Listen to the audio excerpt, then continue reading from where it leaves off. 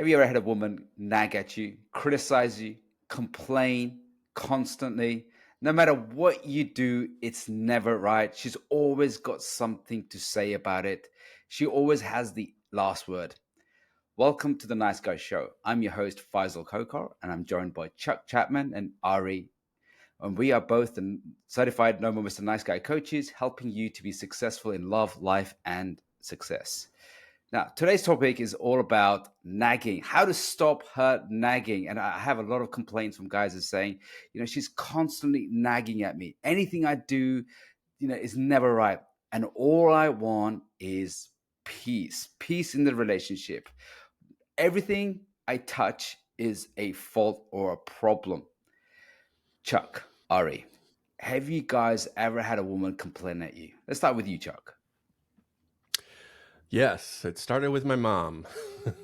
That I often felt nagged by my mom, which translated into picking women that would often complain, and me always feeling like I was in trouble and I wasn't doing anything correctly.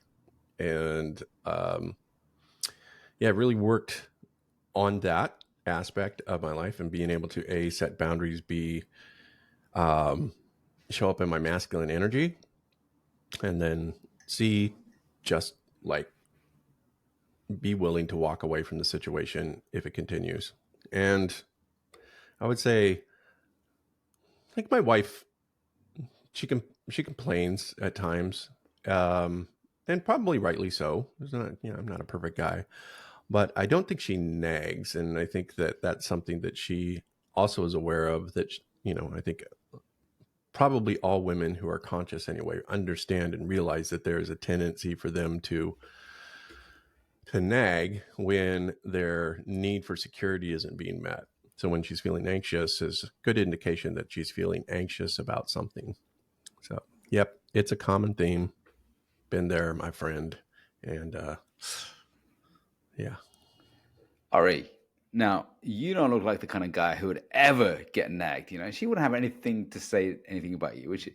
Shut up, Faisal. Messing with me. I have been the victim of harsh nagging before. The funny thing is, I feel like I'm becoming a nag with my ex-wife. I feel like the nagging dynamic has flipped since we got a divorce. When we were married, she would nag me a lot about all kinds of things, chores, or need to do something for our son, or even just mystery things that I was doing wrong. But now there's things that I nag her about. So it's interesting. What are you nagging her about? I want to hear this. Well, I think I'm rightfully nagging. I'm trying to do conscious nagging now. Is that an oxymoron? Does it exist? Well, here's the thing. Like, my son has had some medical appointments recently, just like basic ones. But where I needed his insurance information, and he's now insured under her partner.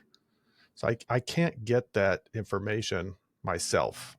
That they need to get that information, and I've asked for it over and over and over again. So this is an example of something that I'm nagging about now. I would have just done it myself if I could. What I'm trying to do consciously is not let that obscure the good things that she does. I think that's what can happen when there's something that you want from your partner, and that you continually ask for, is that you can start to see them as like fatally flawed, because they're not giving you what you have repeatedly and fairly asked for. So yeah. Do you think, the question to both of you, Do you think nice guys are prone to being nagged? And also, maybe are they naggers themselves? Complainers, whiners, moaners as well. I think a lot of it has to do with like communication skills and negotiation skills.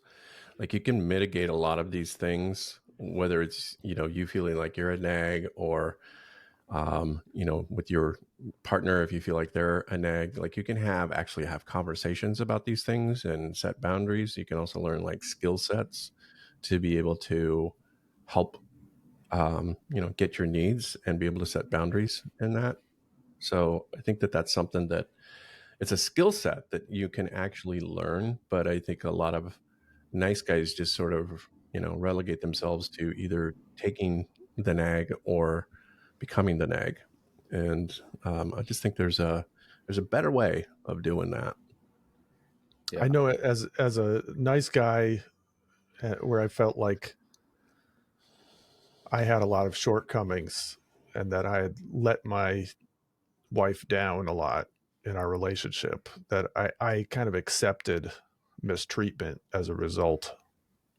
So I think that is something that can happen with nice guys, is because of your low self opinion, that you accept um, nasty nagging behaviors from your So you partner. tolerate it more as well, don't you? And that's the thing. And what about, you guys, both of us, all three of us are, parents as well as fathers. I find myself constantly, too much nagging my, kids sometimes. Mm, And, mm, I hate the fact that it's not, I'm doing this, and I catch myself doing this as well.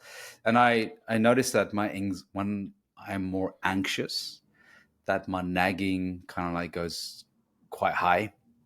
When I'm more grounded, more calm, my communication is different. So I notice that my communication gets poor. And when my communication gets poor, my nagging increases as well.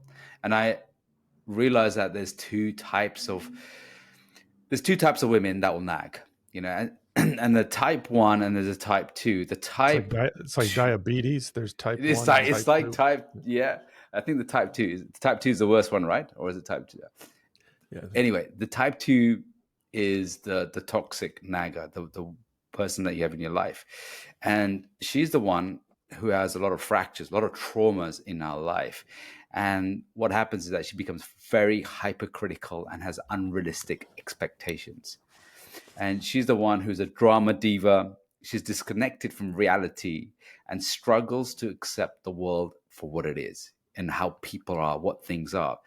And she's the desperate one for control and power. And usually these women are unhappy in life and they carry a lot of baggage and trauma.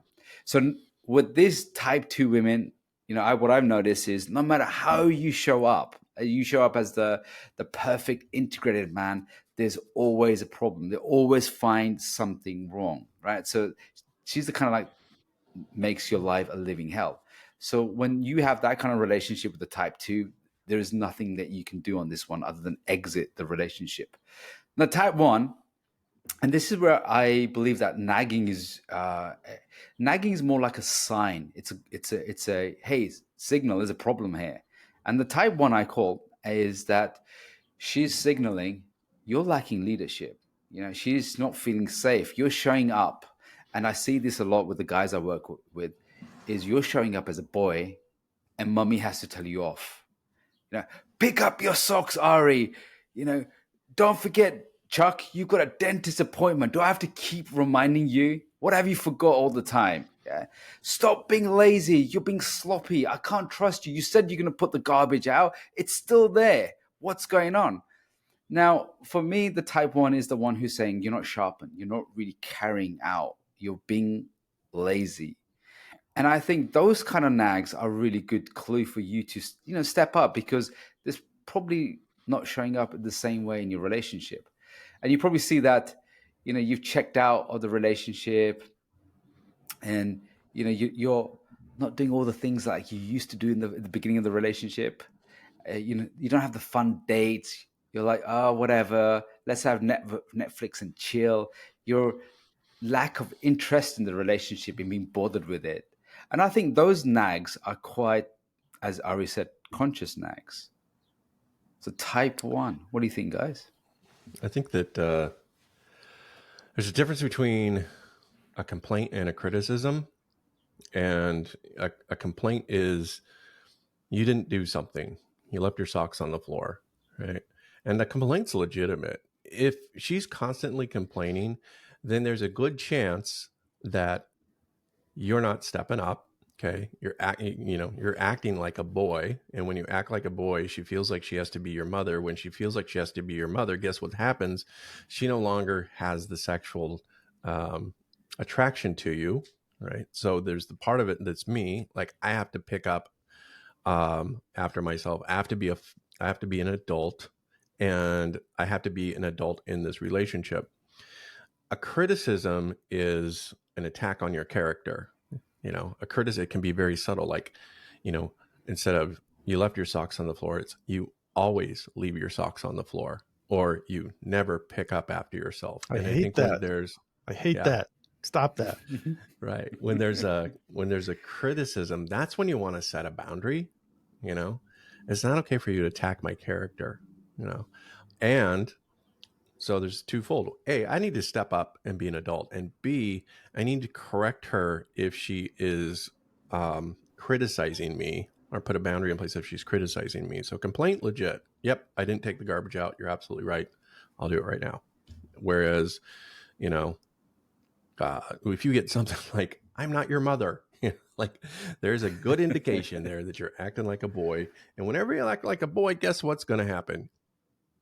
You're not going to get sexy time. So just pro tip, grow the fuck up. Ari, make sure you do your bedroom every single day. Make your bed. Why are you not making your bed still? I'm telling you, how many times do I have to complain about this? Right? You're a lazy man. Oh. But it's a good point because he's you not mentioned joking. about I'm not joking on that one. But it's true because I did it today. I did it. You did I it. swear I Okay, did I it. want to see some photo evidence. So one is a complaint and one is a criticism. One complaint is about what you haven't done, but whereas criticism is that character defamation. It's like shaming you for the type of person being you are. And it's true. I think guys have to really pull up. And again, Ari just demonstrated as well. It can go around the other way. If she's acting like a little girl and not like a mature woman, you will have reasons to, have a valid complaint or conscious nags about it.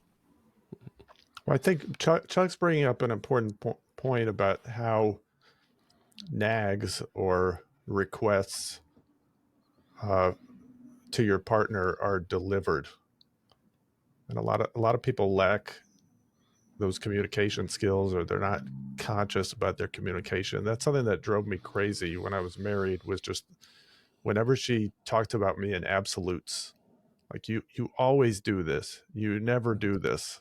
That's a criticism. Yep. Because I just wanted to shut down. And I felt like there was a tendency to make character judgments.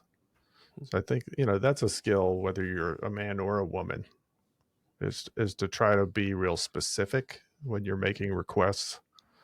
And it's also to try to hold in mind the totality of your partner, that this is not the defining aspect of their character, or hopefully not, whether they made their bed. For me, it might be.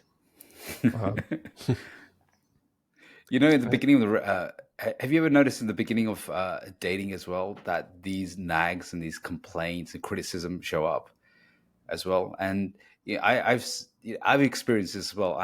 You go on 1 or 2 dates, you start to connect, and sometimes you're busy, you're not able to send the text message or reply, or you might send a really short message. And I sometimes get these messages saying, I thought you were emotionally available, and you could have put more effort into this. And you're right, a lot of the times both sides are not very articulate or understanding, and they end up and we end up voicing our frustrations rather than actually checking in and being curious about, hey, like, for example, if your message was short, checking in, you're okay with that, and taking things a lot more personally. And I think that's where we can really work on, is when we have these complaints and and criticism, just to check in and say, okay, where can I step up? What can I move forward on, or what do I need to sharpen myself on? And then what normally happens is that a lot of us, especially nice guys, especially people pleasers on the other female side, is that we end up taking it out personally. Well, I think texting is such a an important way that we communicate, and it can be done in so many different ways and interpreted in so many different ways. But there's rarely a conversation about, this is the type of texter I am. We don't have those sort of meta conversations about how I will talk to you over text. I have a couple of boundaries when it comes to that. All right, I'm sorry if you had more to say about that, but no, go ahead. Yeah. So my boundaries are texting with your partner, with a loved one, or with someone you're in a relationship with. They're for two reasons: logistics and love. Okay, logistics. Hey, I'm going to be late. Hey, can you pick up something at the store on your way home? Logistics. Love. Baby, I'm just thinking about you today. Hope you're having a good day. Anything outside of those two things need to be talked about in person. If you're having a conversation with somebody over text, like, that's just going to blow up in your face. So I always say, if it starts turning into conversation, I'm like, let's get on the phone, talk about this, because there's so much communication that isn't being addressed when in a text, and there's so much reading into it and inferring and your own projections that come up when you're reading text. It's just a rule that I have, and my wife and I, we do not communicate via text except for logistics and love. You made that explicit. I made that explicit. And I tell guys I work with, like, make it explicit. Just say, hey, listen, if she starts going off in a text, that's where you set a boundary. Hey, listen, kind of back to the 2-sentence rule. If you've got something to say that's going to take you more than 2 sentences, like, you owe me a phone call. Like, let's talk about this in face to face, and let's work through this. But because nice guys are afraid of pissing her off or making her upset or making her more angry, we tend to just fall into the trap of, like, defending ourselves and all that kind of stuff that goes along in the text. So, well, it's easier to hide behind text messages, because then we don't have to deal with the emotional engulfment. So I feel sorry for the next generation, because that's all they do is texting. They can't really have that level of conversation. So there's going to be a lot of naggings going there. Guys, thank you so much. Thanks again for being part of the Nice Guy Show. Thank you, Ari. Thank you, Chuck, for sharing your insights about nagging. And hopefully, Chuck, you'll pick up your socks and Ari make your bed. Mm-hmm. Guys, if you're watching this on YouTube, remember to like and subscribe, because it helps us to reach more men who need help and support. If you're listening to this on your favorite channel platform, please make sure to subscribe there. Go to theniceguyShow.com. It's our website, and you can subscribe to our mailing list and get information on our next episodes. If you like this episode, check out episode number 52. It's the Feminine Freak Out, how to bring calm to your partner. Thanks again, gents. You've been listening to The Nice Guy Show with certified Nice Guy recovery coaches Ari Graff, Chuck Chapman, and Faisal Kokar. Be sure to subscribe to this channel so you can listen to our latest episodes, and visit us on www.theniceguyShow.com. If you have any topics you'd like to hear us discuss, send us an email at support@theniceguyShow.com. Thanks for listening.